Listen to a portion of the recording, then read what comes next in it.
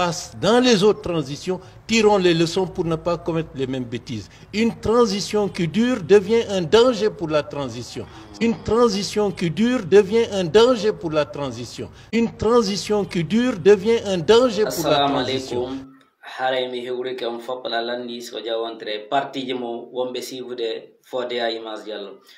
On nani monsieur Bawouri ko wi kon une transition qui dure devient un danger pour la transition. Kambe be fala ka organiser l'élection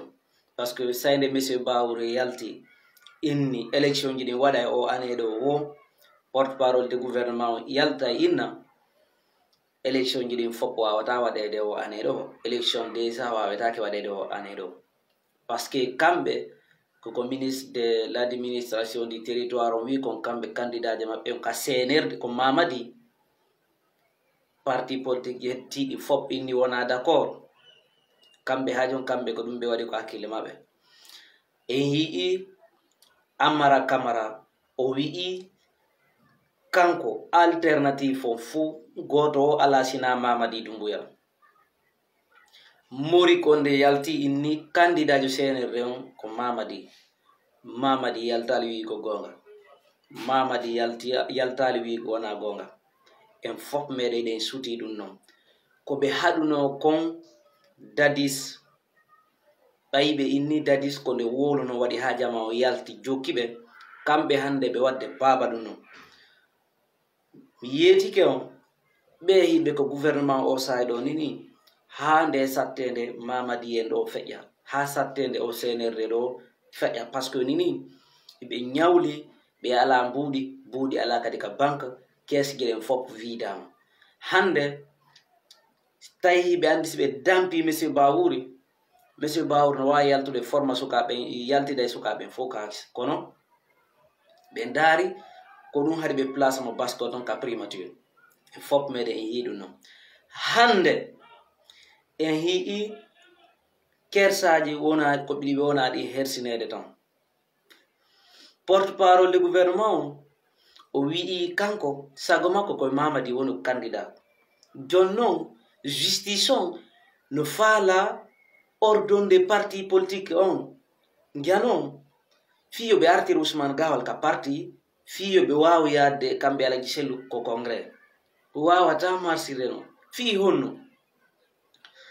a wawata wonde en tant que ministre des transports et porte parole du gouvernement inna a wonay kadi parti ardoto parti politique ga koma démissionna parce que goto e moɗon ono woɓe ɓen ka CNRD son hendike parti politique yiɗin o ɗin ƴetta to jonno Mamadi watta ko nder makko halka fi majji fino présentero candidat parce que on fop moɗon on wi ko matum Mamadi wona candidat ko monsieur Bawouri tout woni yaltali ni sago makko ko Mamadi Doumbouya présente candidat o yaltinali ko hunde makko ka voix publique Mamadi kadi o yaltali o inni soutene lam meɗe faalaɗo manade o wolali ko voix publique Mamadi ñande o annonci candidature makko ko hunde makko wiyema sibo waɗo on kanne leeri ɗum ko goo ɗin mum acce soutenugol goɗɗo mo respecta parole mum goɗɗo waro goɗɗo hirso goɗɗo majjino itto jongalleji hoore ɓiɓɓe mum itto jongalleji hoore ɓenguli mum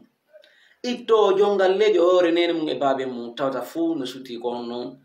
an ara itta on noon to fi on noon no wolanma gonga leydi ko tawata ko fo ɓen ɓe wonno ittude ko ɓen ƴetti lammini mum o yaha o itta ɓen noon no hersini ha feƴƴiti kerol ko sutenata ɓeɗon Amara Camara yalti o wi'i monsieur Bawouri ko wi kon no surprise mo ko waɗi taw nini imo weltori o nouvelle kono élection wawetake waɗede ha constitution waɗe référendum si waɗama ɓe joɓɓini constitution kelluɗo si haala élection fiction ɗum kadi na kamɓe fiction tan ko président Mamadi Doumbouya fiction tan nini pour le moment rien n'est fixé d'abord c'est à dire ɓe faala hande kadi ko ɓe wino ko élection ko 2027 ɗum wata moto ɗum ɓe wadde ɗi recensement ji pénaleji maɓɓe nder pays étranger ji ɗi fo ɓe inni Guinée ɓe fo recensement to minen komi on ɗo hande min yiyade recensement zéro fenade tum ɓe jokki komi inni onon ɓe recensi ɓe ɗon wulata filitagol yo Allah taw hara koko laaɓi sina ɗum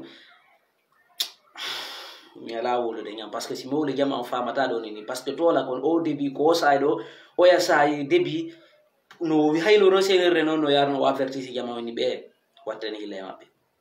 fuɗɗoɗo ɗo ki sansi ɗo hiɗi combattre ko jama gentake on sa ko nini ɓe woni eɓɓande ko duwano préparé des années ko ɗum ɓe woni préparanade hande he Mamadi Doumbouya simo faala waɗa e meltanko e nder lagine fop pays étranger il faut simo faala organiser tournoi je marche de la paix o wawata yaltoyde e ngol lawol mum fi honno woni wawata yalto par ce que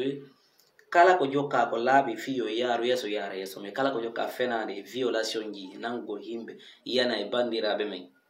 ɓe yultoyta e fi ɗum watte ɗum ko hooremo andon ko satti o ko satti ñande gor sattene iway kono ko majama on immo wakkilo par ce que na malekaɓe ɓe jippoto ara wallito en kaledi men